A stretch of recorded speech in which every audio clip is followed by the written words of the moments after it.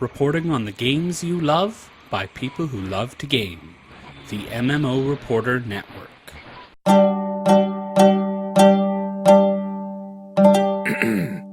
La la la la.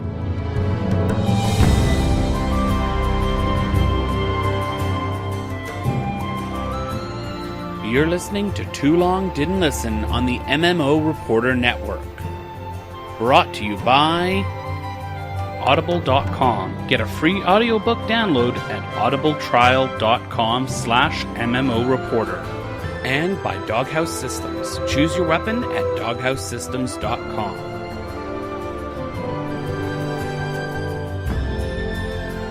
Hello everyone and welcome to Too Long Didn't Listen. I am not Chris, as you probably noticed. My name's Bill Mitchell. You might have heard of me from the other MMO Reporter Network shows, MMO Reporter or Lord of the Rings Online Reporter. I am here to deliver to you the new TLDL, Too Long Didn't Listen, here in 2014. I am joined by familiar voices. James Nichols here is with us, Elrar from Days Gone By. Hello, James. Hey, Happy New Year, everyone. Good to be here again.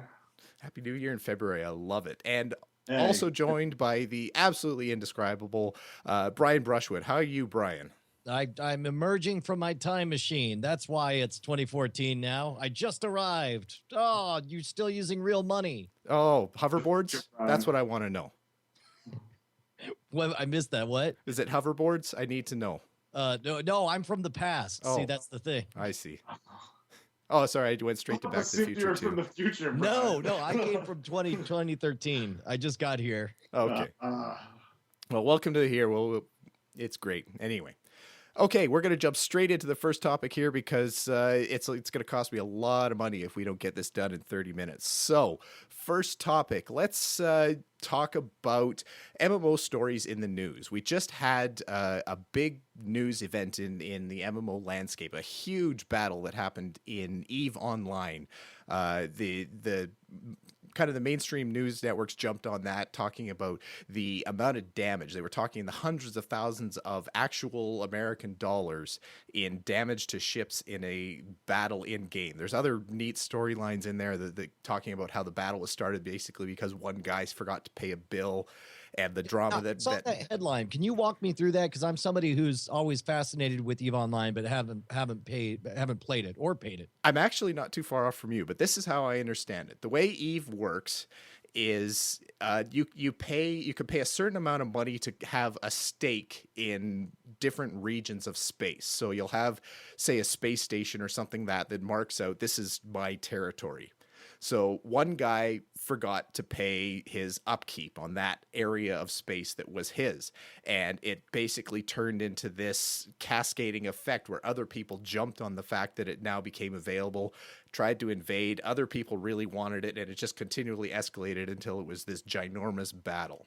So when they say like buy a stake in it, this sounds like suspiciously close to like a protection racket that you're buying into. Is that what's sort of happening? I don't think so. I don't think it was them paying the bills to other players.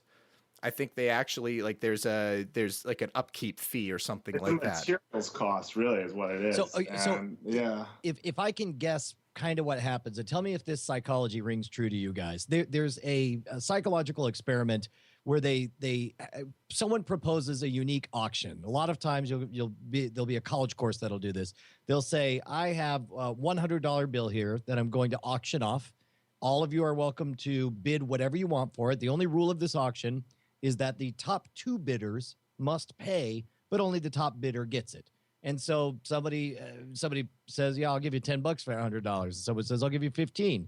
And then someone else says, I'll give you 30 or whatever. And as it gets closer and closer to $100, whoever's like at number 57 and $60 suddenly realizes, wow, no matter what, there's only two of us in the race now, and I'm all the way in. I'm sunk at 50, and the only way out of this is for me to recoup. So somebody will jump straight up to, I'll do $100. And then the other guy realizes, crap, I'm gonna lose $65 now and get nothing for it. And then they say, I'll pay $102. And then all of a sudden they're bidding past the $100, going higher and higher because they have that massive sunk cost and they have to get something out of it in order to lose less than the other guy.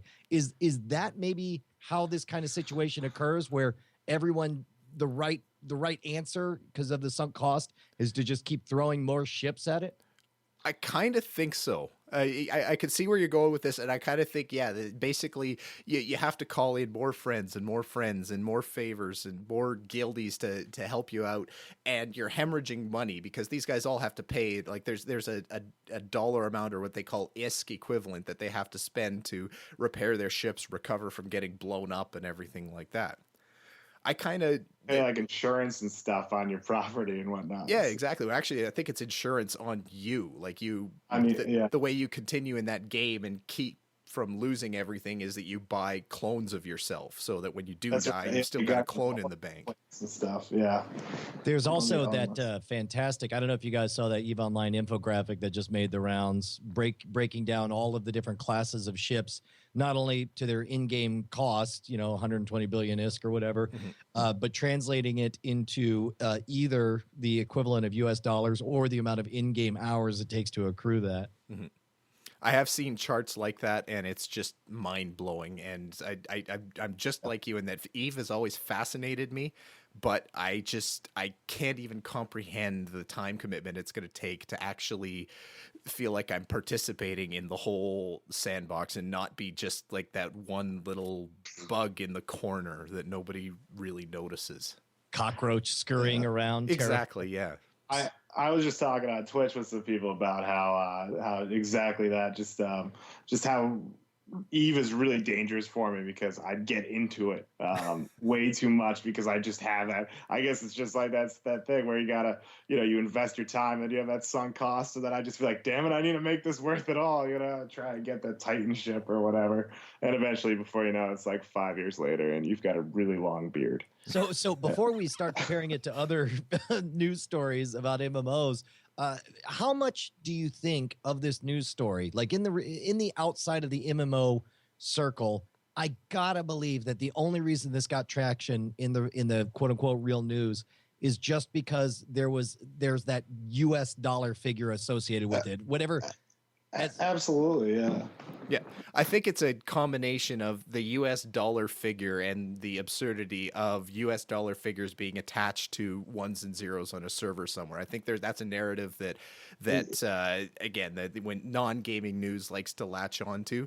But like I said, I think there's a drama aspect to it. The whole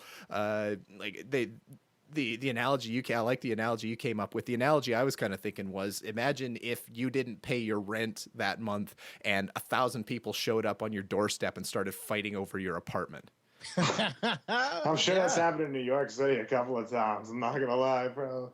So there's the drama there that I think people can actually kind of relate to. I mean, not that many people have fights over their apartment when they miss their rent, but there's a thing there. There's a lot. There's a parallel there. So yeah, what's wild is one of the things that all these games have to do for legal reasons, if nothing else, they need to flatly state that this in-game currency has no real value, and they have to rely on other parties who want to exchange or create a black market. I don't know if EVE Online does it, but I know that for example, in World of Warcraft, that they have to actively squash anytime they catch gold farmers and all that stuff. They have to state that that this money is only play pretend video game money.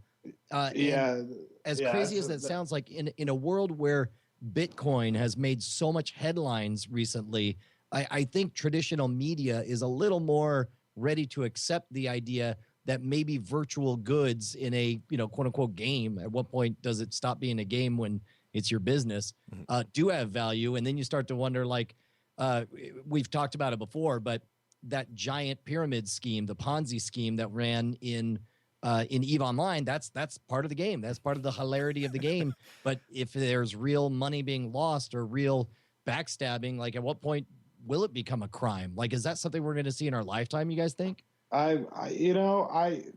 It's one of those things, though, because all of those games, do, to answer your question, all of them have a EULA saying that it has no monetary value and it's all the property of the company that you're playing the game of, and And that's because there's anti-gambling laws that are in existence that should you ever be able to legitimately exchange that for real monetary value, you instantly have a casino kind of thing going on.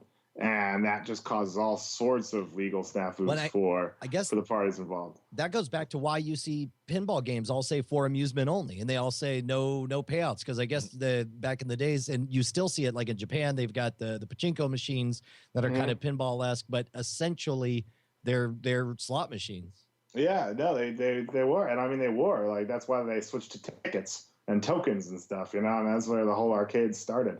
So yeah, what a money laundering scheme all that crap is. It is. I mean, it's hilarious, but and what we consider gambling and what's not gambling is also kind of funny. But you could have a whole other show about that probably. But yeah, I mean, in the realm of the game world, I don't know. I mean, I'm sure at some point there will be some kind of law that is broken.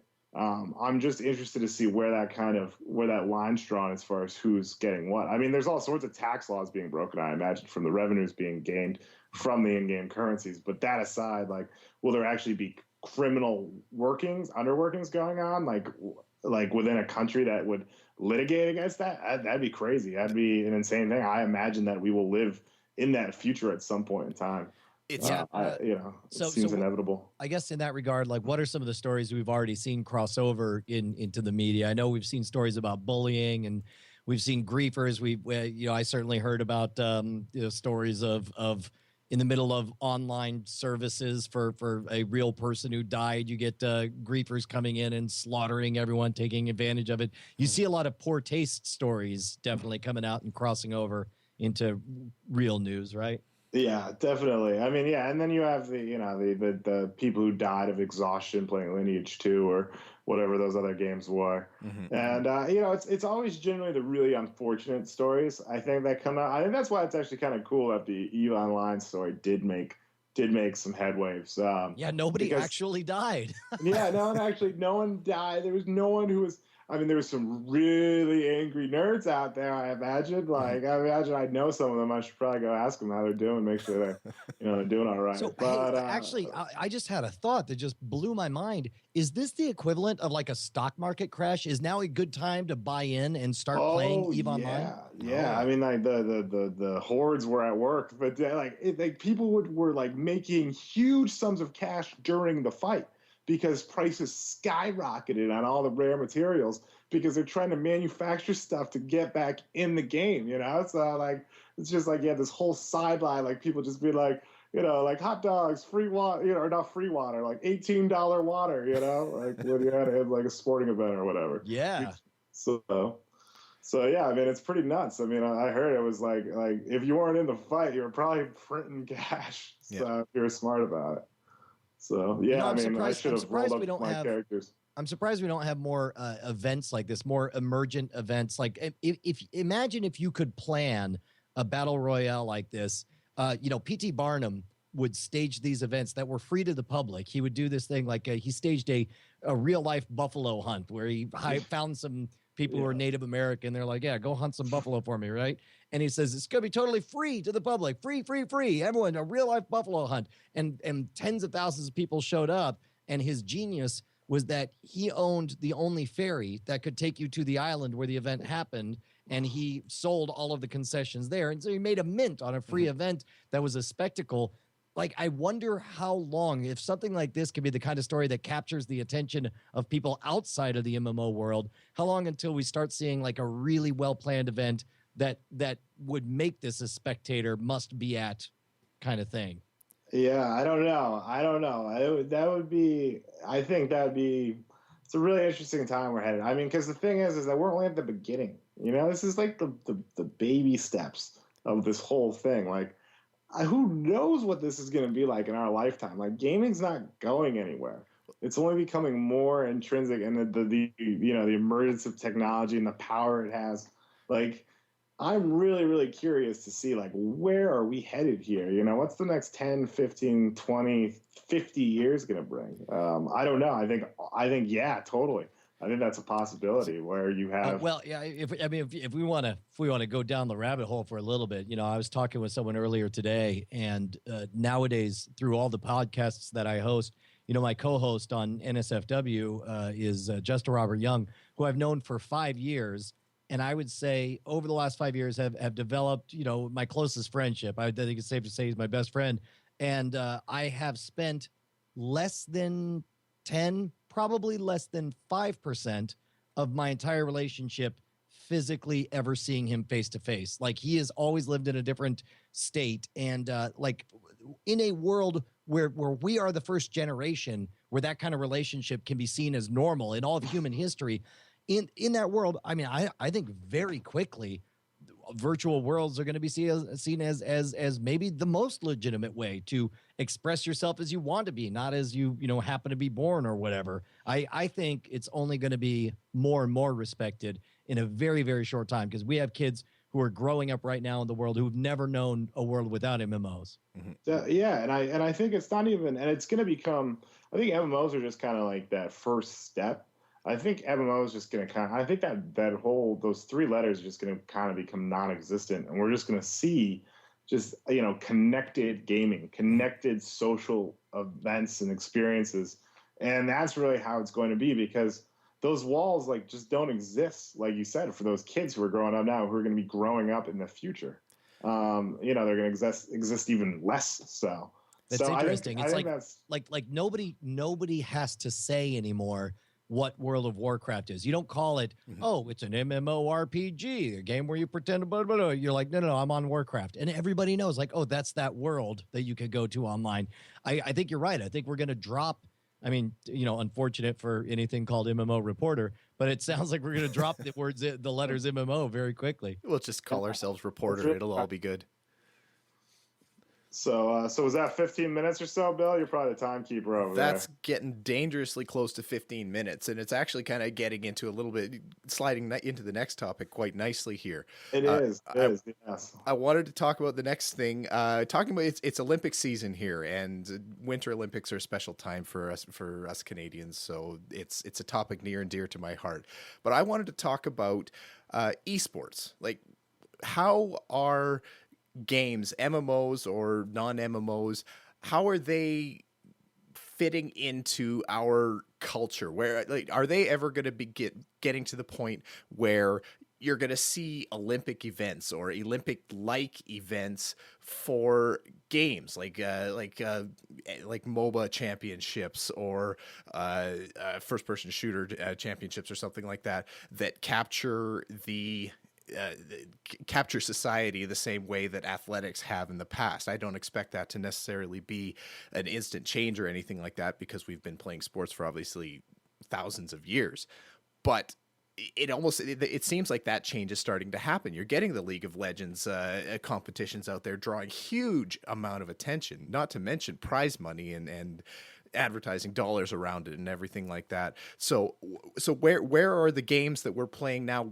When are they going to kind of start meshing with the games that people were already playing in society for the last 1,000 years? Well, I'll tell you this much. It's going to be in stages. I'm not going to say we're going to see an esport on the Olympics anytime soon, but I am going to say that there was a news story we covered on Cord Killers this week that Twitch.tv has usurped Hulu and become the 4th highest source of online video traffic during peak hours, which ahead of Hulu. Twitch.tv. This is like prime time, multi-million-dollar programming going up against random teenagers playing Call of Duty, and the random teenagers playing Call of Duty are winning. This to me is astonishing that we have uncovered this desire for so many people. People love to watch other people play video games, and this like third wave of esports that we're seeing happen with, passionate, sportscasters who are great personalities who draw you in. There's real money in these events. And to be honest, we can talk about the sanctity of the Olympics and how it means, we're communing with what it was like to be in Greece or whatever, dude. At the end of the day, it comes down to how many dollars there are to support the events. And we're in a world where handball and water polo and table tennis and rhythmic gymnastics are all real Olympic sports. Sailing's a real Olympic sport. Fine, I could see League of Legends being one. Curling, right, Bill? Hey, let's not be mean to curling here. Curling is a special game that requires skill and coordination. And oh wait, that's kind of like League of Legends. Anyway, so I was kind of thinking about this in terms. It seems like there's almost a scale in terms of entertainment and where things fit on the line. On the one end, we've got the sports that you were talking about there, like pole vaulting and sprinting and that kind of thing, which people dedicate their lives to. And there's a whole bunch of conflict and strife and effort to be able to get to the elite levels where you actually get worldwide attention at the Olympics and that kind of thing. And I kind of see that almost as like a pure sport end of the scale, and in terms of what it takes to get there. And then at the other end of the scale, you're getting into like your reality TV, Survivor, and the events you do to keep from getting kicked off. And there's a continuum between those 2 points, and I'm trying to figure out where esports fit in that continuum. Like, where are they in relative to table tennis and baseball and NFL and that kind of thing? Like, I'll tell you, I'll let James chime in first. No, yeah, so, thank you. But yeah, so I was just gonna say that I'd say that you can have the really reality TV kind of leisurely entertainment portion in the same game as a game that is hyper competitive. I mean, look at League of Legends, right? You've got these teams where these kids, they start off as kids. They're like, they're like 12 years old in South Korea when they start playing StarCraft, but now StarCraft 2. And they're just like training through high school. And then when they're like 16, 18, they start actually getting onto teams and stuff. And they're playing, they're living and breathing these games. They are like moved away from their home, living in dormitories and like, getting like tutored for school while they're like the majority of their time is spent playing StarCraft. You look at that kind of dedication, that regimen doesn't look a whole lot different from some athletes who are doing their regimen. I'd say that there is very much less so a physical demand, though. So that's why being in the Olympics, I would go, I don't know about the Olympics specifically, but there is a real mental effort there. And I would even say that you do need to be in physically good shape. I would imagine that physically fit people are probably better at it if they have a similar mental capacity as their opponent. Well, here's the thing is, no, you don't have to be necessarily athletic, but you do have to be physically dexterous, right? Yes. So I would say that I would place esports firmly in the exact same category as darts and bowling. And bowling is technically not an Olympic sport. It did have like an exhibition in the 1988 games. And there's talk right now. There's a movement to make darts part of the Olympics, but it's looking like the earliest they'll have a chance is 2024.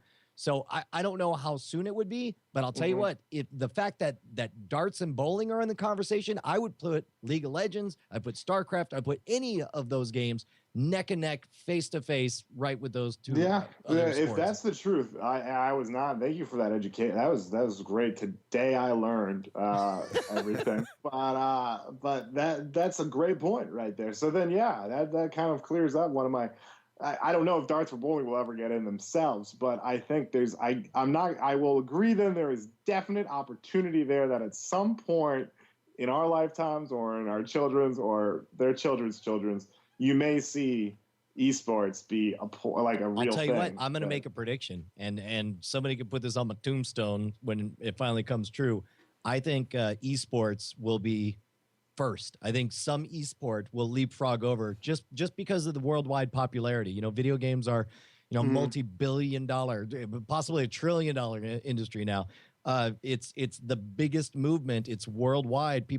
More people like video games, more people like competitive video games than like darts or bowling. Yeah, I agree with that. Absolutely. I would say, in fact, that a lot of the people who would have gotten into darts or bowling are playing video games now instead. Because I went to a bowling alley a couple months ago. Everyone's playing games. That place was so sad. It was just violins should have been playing. It was just oh my God, what happens to this glorious? You got to go on disco night where they have the black lights on. Yeah, I guess I'm sure there's but now there's trendy bowl places. But this is just your towny bowling alley, the one you grew up with. And it's just like, nah. It's a totally different experience. It's kind of interesting to think about, though, too. Like, what a cultural explosion, like a cultural bomb gaming has become in just a really short amount of time. I mean, big time gaming is already eating the lunch of big production movies and television and everything like that. It's entrenched itself firmly in the entertainment discussion with those two like industries that were established for decades, and now we're starting to get a pretty serious discussion about them eating the lunch of professional sports and amateur sports that have been around even longer than movies and television ever were. Like, it's just fascinating to see that just go off in our lifetime. Do you think there's any chance that this is a bubble? Because I could picture us having this exact same conversation in 1982. So the bubble in 1982 was different, though, because that we're talking about like an actual connected competitive experience. 1982 was largely because the industry had consolidated to a level. Large publishers were not aware of the market values of the products they were developing, and a shoddy product was made that they then printed far too many copies of, which just sank the entire market. I just don't know if that's really possible right now. That bubble was really more to do with the management of the economics of the video game industry than the actual temperature and the quality of the viability of games themselves. You know what? I wonder if another way to put a similar idea is that the bubble in 1982 was about the video games, and you crawled into the game, you played it by yourself, maybe you had a friend sit next to you, and that was it. Essentially, the games of today are connecting you to other people all over the world, and in that regard, it seems like stuff could never go out of style, right? It's like the one thing you can bank on is that somebody somewhere is going to be entertaining and surprise you. Yeah, absolutely. I think that's the thing, is that humans constantly have proven time and time again that we are capable of entertaining ourselves quite well. We just continuously evolve what that entertainment is. But I think so long as that entertainment includes other humans in that experience with you in like a cooperative or, even competitive way, then that's just going to continue to exist in some form, even if the modes through which you play it change entirely. Fair enough. I think we just solved all the problems of the universe, Bill. Absolutely. Pretty much. Yeah. I can't. There's nothing else to solve. Well done, guys. I expecting checks to roll in any second now. And the great thing is we're not going to have to write a check for this episode because that is 2 topics in 30 minutes. Thanks, guys. The discussion was scintillating. I'm smarter. My IQ's gone up by at least 4 points just from this under 30-minute episode. If you'll excuse me, gentlemen, I need to get back in my time machine and go back to 2013. Excellent. We will see you in the future. Before we head out, you can double the RAM in your new gaming rig from Doghouse by using the coupon code MMO Reporter when ordering from doghousesystems.com. If you're looking for an audiobook to listen to, create an account at audibletrial.com/MMO Reporter to get your first month free. Thanks for listening, everyone. We'll catch you next time on Too Long Didn't Listen.